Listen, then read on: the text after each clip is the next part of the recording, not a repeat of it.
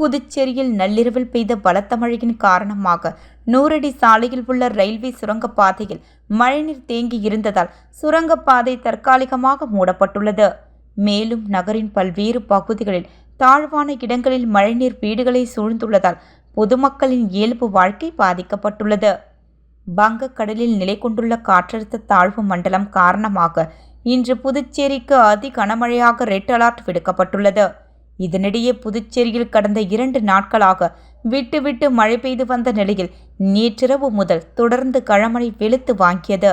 இதனால் கிழக்கு கடற்கரை சாலை, மகாத்மா காந்தி சாலை, இந்திரா காந்தி சதுக்கம், புசி வீதி உள்ளிட்ட முக்கிய சாலைகளில் மழைநீர் வெள்ளம் போல் பெருக்கெடுத்து ஓடியது. இதனால் வாகன ஓட்டிகள் மிகுந்த சிரமம் அடைந்தனர்.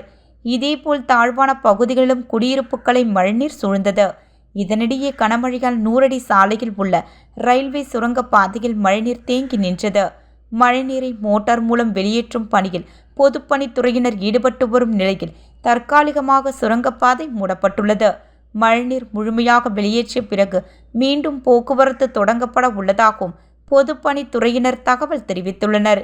இதேபோல் கிருஷ்ணா நகர், ரெயின்போ நகர், சூரியகாந்தி நகர் உள்ளிட்ட நகரின் தாழ்வான பகுதிகளிலும் மழைநீர் குடியிருப்புகளை சூழ்ந்துள்ளதால் பொதுமக்களின் இயல்பு வாழ்க்கை பாதிக்கப்பட்டுள்ளது.